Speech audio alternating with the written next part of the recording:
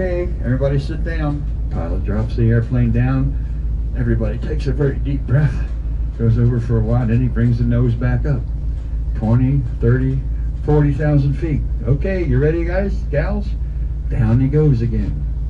Can you imagine doing that 25, 30 times during one flight?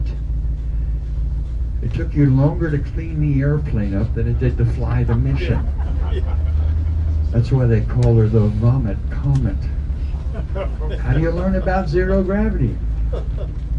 Yeah, the Vomit Comet. So this little dark gray lady here took the job of the Fairy Gannet. She was a long-range submarine hunter. Jimmy Stewart and June Allison have a movie out called Strategic Air Command. It started way back in the 40s.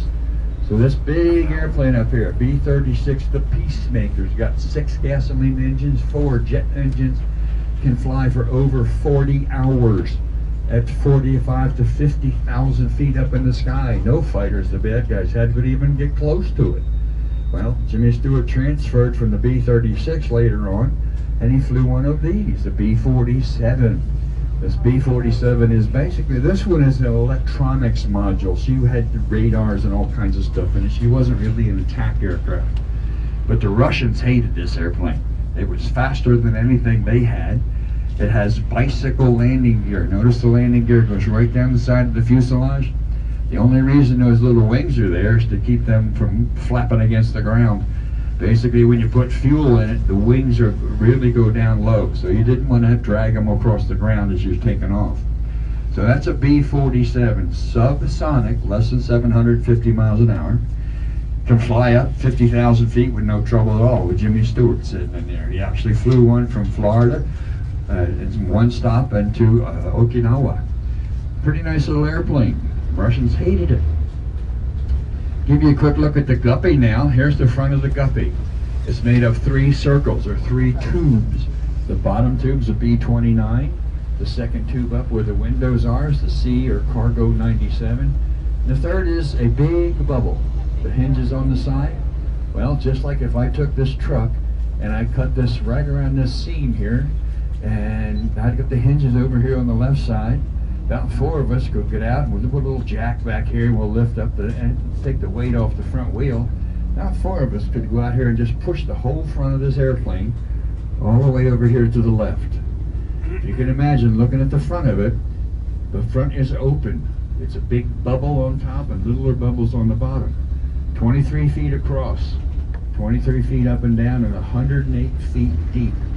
If you get a chance to do the Boneyard tour, you'll see about I think there's about 14 little airplanes over there that came into the Boneyard from the Republic of South Korea.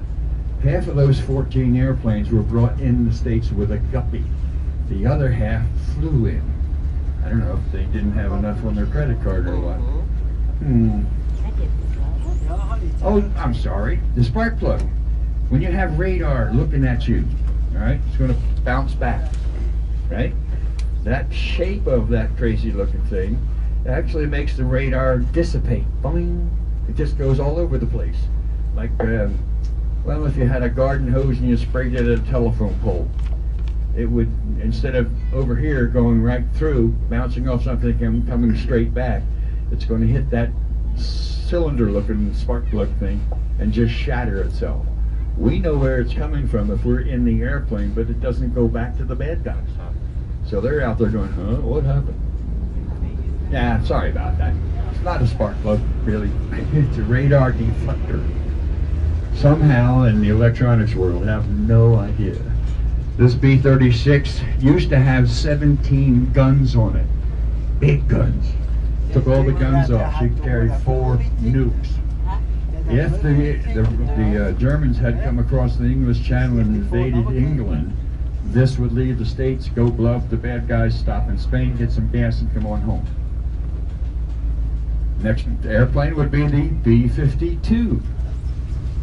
This is an A model.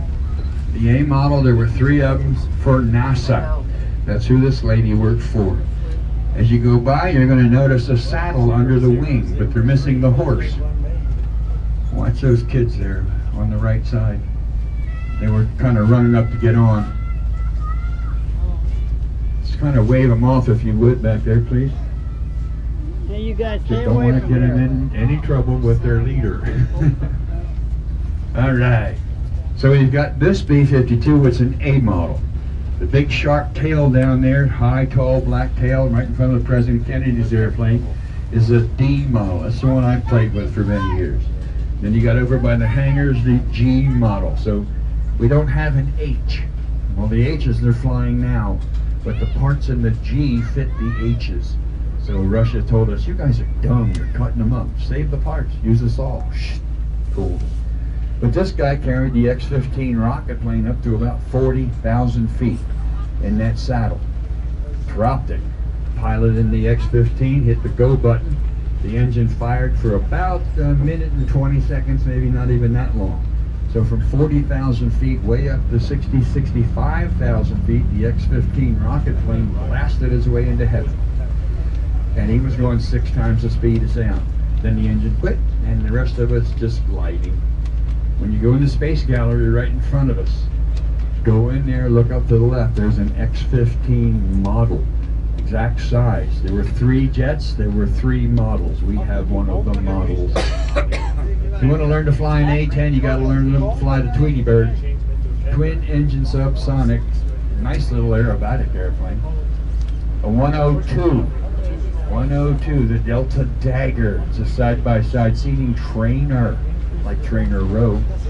The Gannet, there's another Gannet over here in green. It was a RAF flight demonstration team called the Red Arrows. 814 here came out of Columbus, Ohio. So what did they call her? A test question. Thank you very much, sir. Twin engine. Yeah, it was Chicago, Ohio. No. All right. Number 270 there is the T-28, the Trojan, our last propeller-driven airplane. In my trips in Southeast Asia, we put guns on them and let the Southeast Asia drivers fly them. Yeah, A-28. The pretty airplane over here with the lightning streak, that's a Lockheed airplane. It has the first one with the afterburner. It was still slow, folks. It has rockets in the wings and around the nose. You fire them in volleys.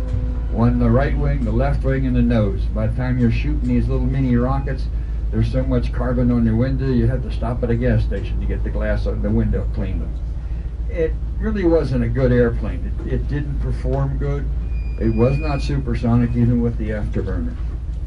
On your right side here's the Scorpion. Does that look like a scorpion? Got her tail up in the air. She'll sting you. I want to tell you, that airplane will sting you. Especially with that rocket under the wing. It's called a Genie. It's a 1.25 kiloton nuclear device. You know what that is? 1.25 kiloton. It means when it hits the ground, it makes a very big hole. It has a little rocket behind it. They fired one in their whole lifetime. Out in the desert, pilots fired the rocket, took off. They turned around, rocket's still going. Oh, rocket ran out of fuel. The bomb goes straight down. Boom, the shock wave. Figuring the amount of time that the Scorpion had to turn around and get out of Dodge, he still got bounced around with the shock wave. They didn't fire another one. They canceled that program too. Over here on your left's the Canberra. It's an English aircraft. Sounds funny. That airplane can land out here in the dirt, taxi up, stop out in the middle of nowhere out here, and don't call anybody. It doesn't have a starter card or anything in it. You got to start it a really weird way. It's an English aircraft. We used the heck out of them in Vietnam. Pilot and the guy in the back could have been the weapons systems officer.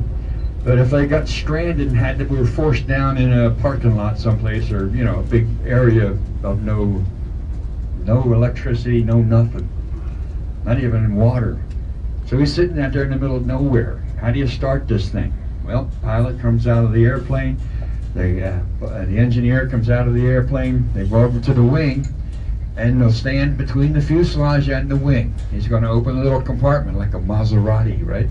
Opens a little door. He reaches in here and grabs this can. And it's about the size of a can of Campbell's soup. But it's really a big shotgun shell. Co-pilot's on the other side. Picks out the can. Yep, that's it. Takes the can, turns it upside down, and goes bang with it. Okay, then he puts it back in the engine. Pilot does the same thing. Yep, that looks pretty good. Turns it upside down, bang on the engine. Okay, puts that in the engine, closes the flap. Co-pilot closes the flap. They jump back in the airplane, and they say, "Okay, you ready?" Which one? Ah, that's next. Gotta hear this story. This is a funny story because it happened to me.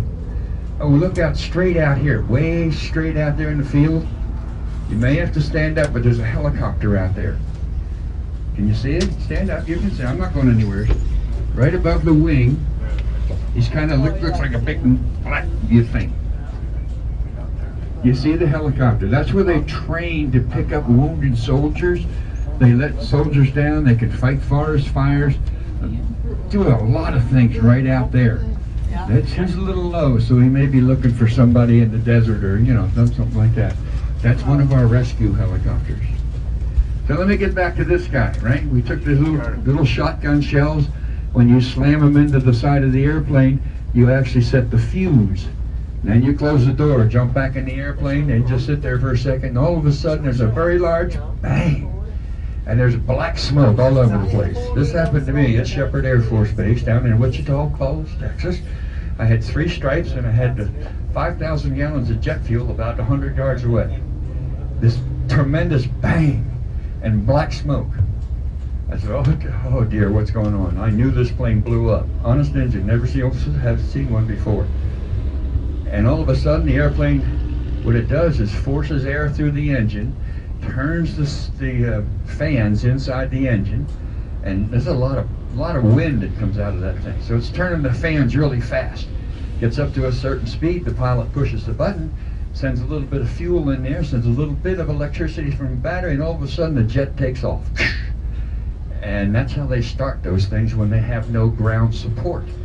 They spin the turbines, a little bit of fuel, a little bit of electricity, just a little battery, and all of a sudden, boom, and I went to the barracks. What did I do in the barracks? Changed my pants.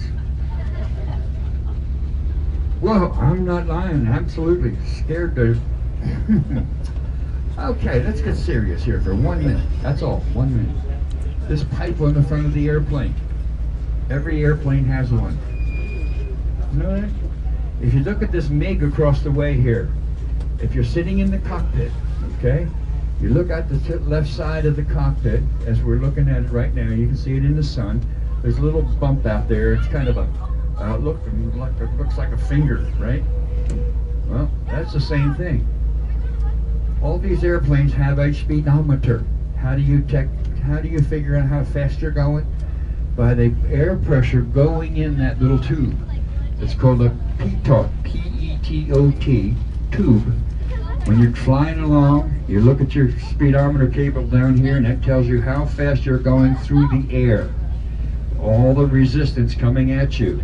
So you know that if you're not going fast enough, you're going to fall out of the sky. Every airplane has one. It may not be looking like that. It may be looking like a little hook on top of that MiG. The number 35 there, just behind the cockpit. You see the little T-looking thing? Same thing. They're speedometers. Tells you how much air is rushing past your nose. The MiG here, it says 0301 on the nose. It's a MiG built in Shenyang, China, and it's in Egyptian colors. What else? Oh my goodness, it's a twin engine. Rolls-Royce engine. Supersonic, yeah. You can see the speedometer right over the number 5 here on the first MiG. Same thing with the second MiG. Off to the front right of the cockpit. That little thing out there. Stick your finger out the window when you're driving. If you have one of the little propeller things.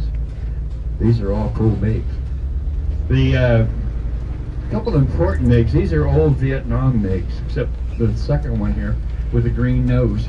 13,000 of those were made, supersonic, to do twice the speed of sound. And again, the speedometer sticking out on the right side. Same with the MiG-29 here. MiG-29, we got these from a country called Moldova. When the USSR broke up, They didn't want any, I don't want any guns, I don't want any bombs. So they gave them to a little country called Moldova. We bought about 13 of them. It's a little different than our airplanes. It is supersonic. It's equivalent to our F-15 Eagle. Whew. How about helicopters? Really quick. Let me tell you about helicopters. I went too far, but that's okay. The thing on top, that big long pipe or board or whatever it's called, you know what that does? It provides lift. Speed, yeah, of course you got to pick up, go faster. So that's actually technically called a wing. The wing provides lift, right, on an airplane.